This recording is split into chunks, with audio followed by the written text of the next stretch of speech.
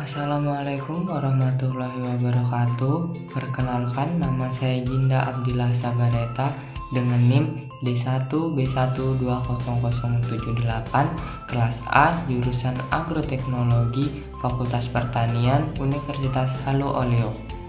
Pada video kali ini saya akan menjawab pertanyaan remedial kedua dari mata kuliah Analisis Jaringan Tanaman, Tanah, dan Pupuk. Pada pertanyaan pertama, jelaskan faktor yang menentukan pendekatan untuk menentukan tempat sampling. Ada 3 faktor untuk menentukan pendekatan tempat sampling. Yang pertama yaitu bentang lahan. Bentang lahan adalah hamparan tanah atau lokasi yang tidak menentu luasnya tergantung dari jarak pandang masing-masing orang. Yang kedua, lokasi atau tempat pengambilan sampel.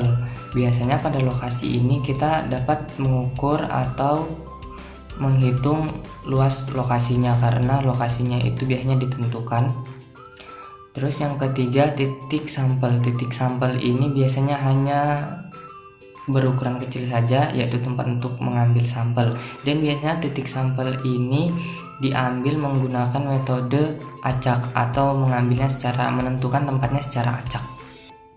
Pertanyaan nomor 2, jelaskan pendekatan sampling yang paling sesuai untuk mengidentifikasi semua jenis dari suatu kelompok biota tanah dalam area studi.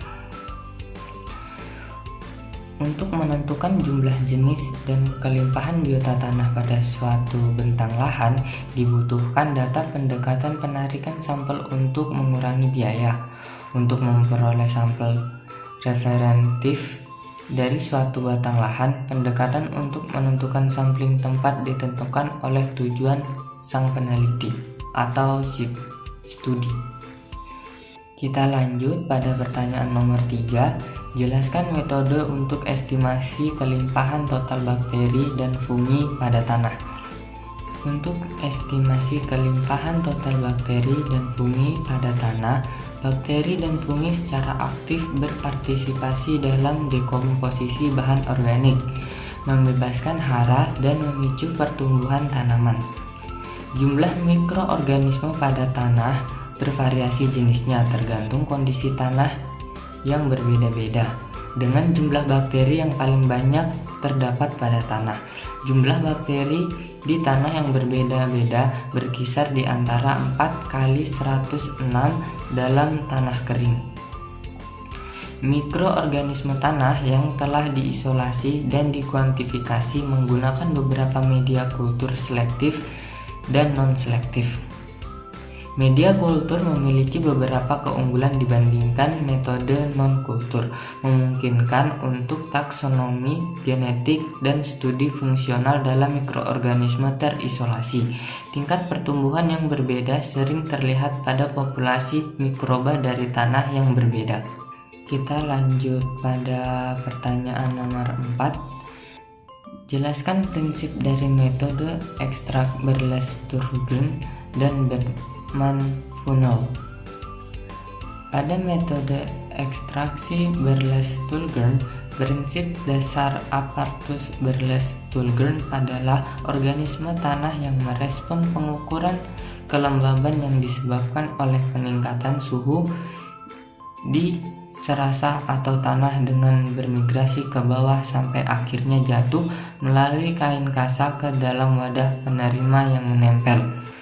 Prinsip dasar Aparatus Berle-Sturgeon adalah organisme tanah yang merespon pengurangan kelembaban yang disebabkan oleh peningkatan suhu di serasa atau tanah dengan bermigrasi ke bawah sampai akhirnya jatuh melalui kain kasa ke dalam wadah penerimaan yang menempel di dasar corong yang berisi bahan pengawet. Untuk efektivitas terbesar pada corong harus memiliki kemiringan yang curam dan permukaan halus sehingga hewan jatuh melalui kasa selip segera ke dalam botol penerima. Posisi lampu dapat disesuaikan untuk memastikan suhu tanah tetap naik secara bertahap, sehingga pencegahan spesies yang bergerak lebih lambat terperangkap ke dalam kue tanah yang sering keras. Suhu sampel naikkan secara bertahap dari 27 derajat Celcius sampai sekitar 40 atau 45 derajat Celcius. Untuk pengawet biasanya menggunakan formalin 4% atau etanol 96%. Metode yang kedua, Berman-Funnell. Metode corong Berman pertama kali dijelaskan pada tahun 1917 oleh dokter Belanda GKTF Berman yang menemukan alat tersebut di Jawa saat mempelajari nematoda yang tinggal di tanah, termasuk cacing tambang parasit. Corong Berman berfungsi berdasarkan prinsip mobilitas. Kita lanjut pada pertanyaan yang terakhir, yaitu jelaskan metode estimasi kelimpahan protozoa.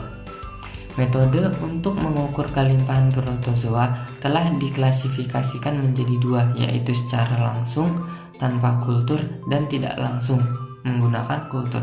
Mungkin cukup sekian video tentang menjawab soal remedial kedua dari mata kuliah analisis jaringan tanaman, tanah, dan pupuk.